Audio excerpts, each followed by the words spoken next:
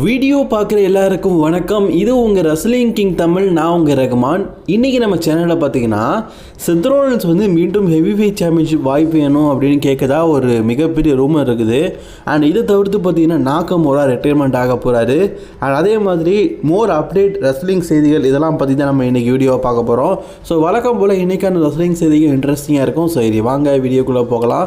மறக்காமல் சேனலுக்கு first time வந்துருக்கோங்க, subscribe பண்ணிக்கோங்க, பெல் ஐக்கானை கிளிக் பண்ணிக்கோங்க. தினமும் ரெஸ்லிங் செய்திகளை தமிழ் மொழியோ தெரிஞ்சுக்கோங்க. வேணாம் அப்படின்னு டபிள்யூபிள்யூ இருக்கிற கிரியேட்டிவ் டீம் மெம்பர்ஸ் எல்லாரும் சொன்னாலும் வேணும் அப்படின்னு சொல்லிட்டு அடம் பிடிச்சிட்டு அவருக்கு பிடிச்ச ரெஸ்லர்ஸை அதர் ரெஸ்லிங் கம்பெனிலேருந்து குறிப்பாக ஏஐடபிள்யூலேருந்து கூட்டிகிட்டு வரவர் தான் ட்ரிபிள் ஹெச் மாமா. அப்படிப்பட்ட மாமா பார்த்தீங்கன்னா ராய்ஸ்கி அப்படிங்கிற ரெஸ்லரை ராயல் ரம்பில் கூட்டிகிட்டு வந்திருப்பார். இவர் பார்த்தீங்கன்னா பவர் ஹவுஸ் பூஸ் அப்படிங்கிற பேரில் பார்த்தீங்கன்னா ஏஐடபிள்யூ இருந்தார். பேர் என்னது? Power house. சரி, இப்போது டபிள்யூபிள்யூக்கு வந்ததுக்கப்புறமா ராய்ஸ்கி அப்படிங்கிற பேரை கொடுத்துருக்குறாங்க. சரி, பேரை என்ன தேவைனாலும் வச்சு விடுங்க. ராயல் ரம்பை முடிஞ்சு கிட்டத்தட்ட பார்த்தீங்கன்னா ஜான்வரி எண்டிங்கில் முடிஞ்சுது, கரெக்டு தானே? இப்போ கரெக்டாக பார்த்தீங்கன்னா ஃபெப்ரவரியே முடிஞ்சு மார்ச் வந்துருச்சு. ஒரு மாதத்துக்கு மேலே பார்த்தீங்கன்னா இந்த ராய்ஸ்கி ரெஸ்லர் ராலியும் வரல, ஸ்மாக்டவுன்லையும் வரல. ஆனால் டபிள்யூபிள்யூ பார்த்தீங்கன்னா நடத்துகிற இந்த லைவ் ஷோஸு, குறிப்பாக அந்த மெயின் ஈவெண்ட் அப்படிங்கிற ஷோ இருக்குல்ல, அதிலெல்லாம் சண்டை போட்டுருக்காரு. என்னப்பா இவருக்கு ஒரு புஷ் கொடுக்கணும் அப்படின்னு தோணலையா? ஏதாவது ஒரு ராஸ் மேடனை விட்டு தருங்க, ஏதாவது ஒரு பேப்பரியுள்ளையாச்சு ஒரு சர்ப்ரைஸ் என்ட்ரன்ஸ் கொடுப்பாருன்னு பார்த்தா எதுவுமே இல்லையே, சும்மா வந்துக்கிட்டு போயிட்டு இருக்காரு அப்படின்னு தான் நிறைய பேருக்கு டவுட்டாக இருக்குது. ஆக்சுவலி இந்த ராய்ஸ்கி அப்படிங்கிற ரெஸ்லர் பார்க்கறதுக்கே கொஞ்சம் பயங்கரமாக தான் இருப்பார். ஆனால் டபிள்யூபிள்யூ பார்த்தீங்கன்னா இவர் கான்ட்ராக்ட் சைன் பண்ணி டபிள்யூபிள்யூ கூட்டிகிட்டு இருக்கிறமா இவருக்கு ஒரு ஸ்டோரி எப்படி க்ரியேட் பண்ணணும் அப்படின்னே தெரில. இவரை வச்சு என்ன பண்ணுறதுனே தெரியல. அதனால தான் சும்மாவே வச்சுக்கிறாங்களாம். பாருங்களேன், ஏடபிள்யூலேருந்து ஒரு டேலண்டான ரெஸ்லரை கூட்டிகிட்டு வந்துட்டு அவரை வச்சு என்ன பண்ணுறதுன்னு தெரியாமல் சும்மா வச்சுருக்காங்கன்னா ஃப்யூச்சரில் இவருடைய பிளான் எப்படி இருக்கும்? இதில் வேறு ராய்ஸ்கி டபிள்யூபிள்யூக்கு வந்ததுக்கப்புறமா பார்த்தீங்கன்னா டபிள்யூபிள்யூ சொர்க்கம், இந்த டபிள்யூபிள்யூ நான் ஹால் ஆஃப் ஃபேம் ஆகணும், அதுதான் என்னுடைய ஆசை, கனவு, சின்ன வயசுலேருந்து டபிள்யூபிள்யூ பார்த்தேன் அப்படிங்கிற மாதிரிலாம் சொல்லிக்கிட்டு இருந்தார். கடைசியில் அப்படிப்பட்ட ராய்ஸ்கியை பார்த்தீங்கன்னா ஒரு மூலையில் தேடிட்டு இருக்காரு. ஒருவேளை பேரை வச்சுருக்கிறதுனால எப்போ ராய்ஸ்கி கீ இருக்குது, பூட்டை தேடிட்டு வா, வாய்ப்பு தாரேன் அப்படின்னு சொல்லிட்டு தட்டி விட்டாங்கன்னு தெரில. பாவம் மனுஷன் பார்த்தீங்கன்னா ரொம்ப சும்மாவே இருக்கார். ராஸ் மேட்டோவில் மேட்சே கொடுக்காம சும்மாவே வச்சுருக்கிறாங்க. ட்ரிபிள் ஹெச் பார்த்தீங்கன்னா இவருக்கு ஐடியாவே இல்லையா. எப்போ ஐடியா வருதோ, எப்போ இவருக்கு ஸ்டோரி லைன் கொடுக்கலான்னு தோணுதோ அப்போ தான் கொடுப்பாங்களாம். அது வரைக்கும் சும்மா தான் இருப்பாராம். இவர் இப்போதைக்கு ராவா ஸ்மாட்டோனா எந்த பிராண்டை சேர்ந்தவர்னு தெரியாமல் இருக்கிறாரு அப்படிங்கிறது குறிப்பிடத்தகுந்த விஷயம். அடுத்த செய்தி நம்ம ஷின்சுகே நாகமராவை பற்றி தான் பார்க்க போகிறோம். ஷின்சுகே நாகமரா பார்த்தீங்கன்னா தன்னுடைய கெரியர் எண்டிங்கு வந்துட்டார். ஏஜே ஸ்டைல் ரிட்டையர்மெண்ட் ஆகிட்டார். அதே மாதிரி ஜான் சினா ரிட்டையர்மெண்ட் ஆகிட்டார். இந்த 2026 அப்படிங்கிறது தன்னுடைய ரிட்டையர்மெண்ட் ஜார்னடி அப்படிங்கிற மாதிரி சொல்லியிருக்காரு. பட் ஆனால் என்ன ஒரு விஷயம்னா, ஷின்சுகே நாகமரா ஒரு காலத்தில் எப்படி இருந்த ஆள் தெரியுமா அப்படிங்கிற மாதிரி நமக்கு தோணும்.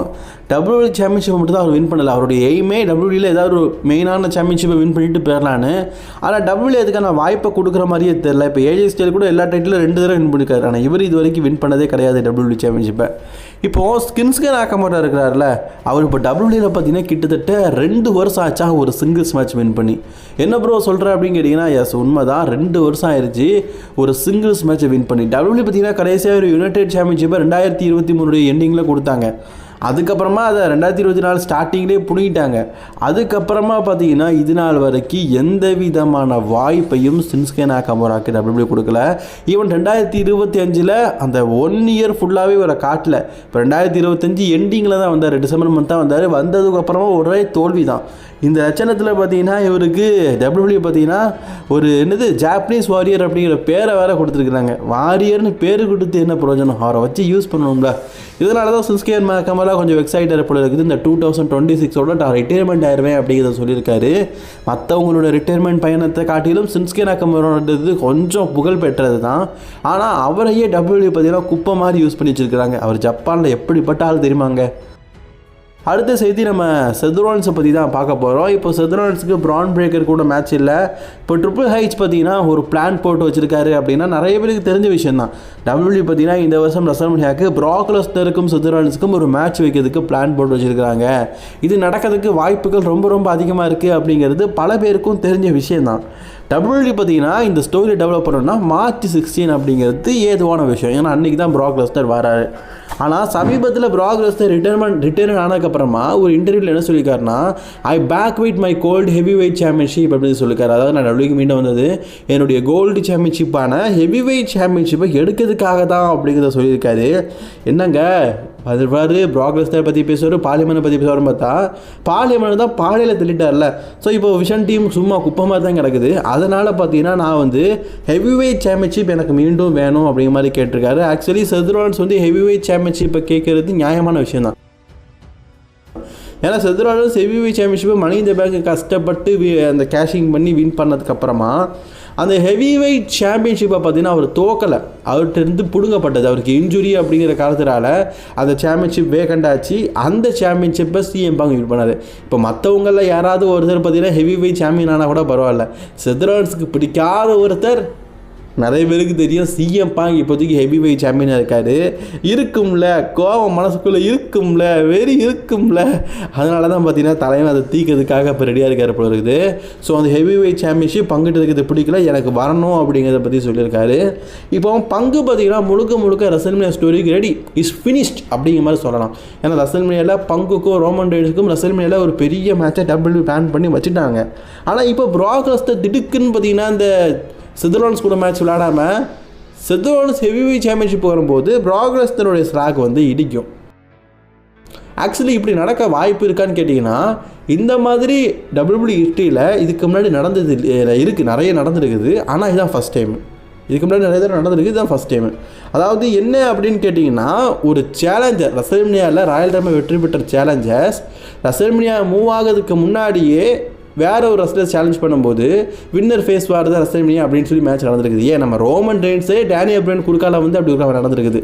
நான் அந்த சாம்பியன்ஷிப்பை கொடுத்தேன், எனக்கு திருப்பி ரீமேட்ச் கிடைக்கல, நான் இன்ஜுரினால போனேன் அப்படின்னு சொல்லிட்டு. அதே மாதிரி இப்போ செத் ரோலன்ஸ் வந்து ரோமன் ரெயின்ஸ் கேட்கலாம். அதாவது ரோமன் ரெயின்ஸ் எப்படி கேட்பாரு கேட்டீங்கன்னா, என்னுடைய ஹெவி வெயிட் சாம்பியன்ஷிப்பை நான் வந்து வெக்கெட் தான் பண்ணேன், அதை தோக்கலை, அப்போ எனக்கு அந்த ரீமேட்ச் ரெசல்மேனியா எனக்கு தான் வேணும் பங்கு கூட. ஸோ ஏம் டைட்டில் தான் பங்கிட்டு இருக்குது. ஸோ அப்போது WWE வந்து ஒரு ஸ்டோரி லைனை கிரியேட் பண்ணலாம். ரோமனுக்கும் செத் ரோலன்ஸுக்கும் ஒரு மேட்ச் நடந்து அதில் வெற்றி பெறவங்க ரெசல்மேனியா முதலான. இதே செக்மெண்ட் வந்து 2013-12 நடந்திருக்குது. அதாவது எப்போ கேட்டிங்கன்னா, ஜான்சனா வந்து ராயல் ரம்பிள் வெற்றி பெற்றாரு. ஆனால் CM Punk வந்து எலிமினேஷன் சேம்பரில் அவருடைய ஹெவி வெயிட் சாம்பியன்ஷிப்பை அப்போதைய WWE சாம்பியன்ஷிப்பில் அந்த WWE சாம்பியன்ஷிப்பை பார்த்தீங்கன்னா தோற்று போயிட்டார் ராகிட்ட.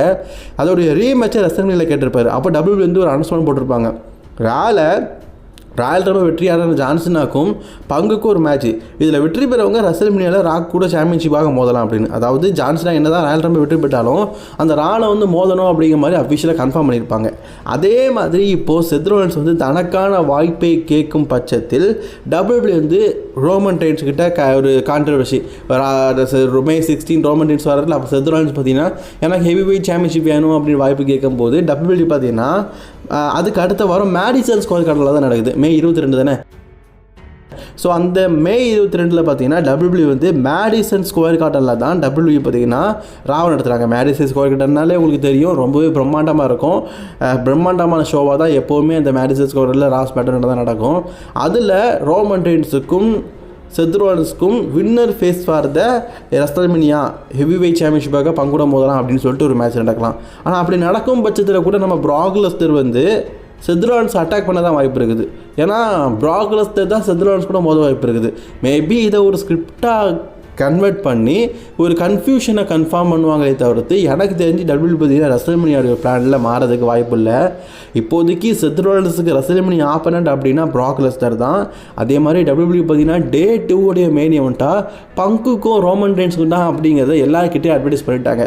ஸோ அதை மாற்றம் செய்ய வாய்ப்பு இல்லை. மேபி இது ரூமராக இருக்கலாம், அல்லது செத் ரோலன்ஸ் சேலஞ்ச் பண்ணும் பட்சத்தில் ரோமன் ரெயின்ஸ் கூட ஒரு மேட்ச் விளையாடினாலும் அதோடைய ஆரம்பத்திலேயே ப்ராக் லெஸ்னர் வந்து செத் ரோலன்ஸ் அட்டாக் பண்ணி அதன் மூலியமாக செத் ரோலன்ஸுக்கும் ப்ராக் லெஸ்னருக்கும் ஸ்டோரியாமே வாய்ப்புகள் இருக்குதுன்னு நினைக்கிறேன். உங்களோட கருத்துக்களை கமெண்ட் பண்ணிக்கோங்க. அண்ட் இந்த வீடியோ பிடிச்சினா லைக் ஷேர் கமெண்ட் பண்ணிக்கோங்க. அண்ட் கடைசியில் சொன்ன ரூமரை பற்றினா உங்களோட கருத்துக்களையும் கமெண்ட் பண்ணிக்கோங்க. தொடர்ந்து வீடியோ பார்க்க சேனலை சப்ஸ்கிரைப் பண்ணிக்கோங்க.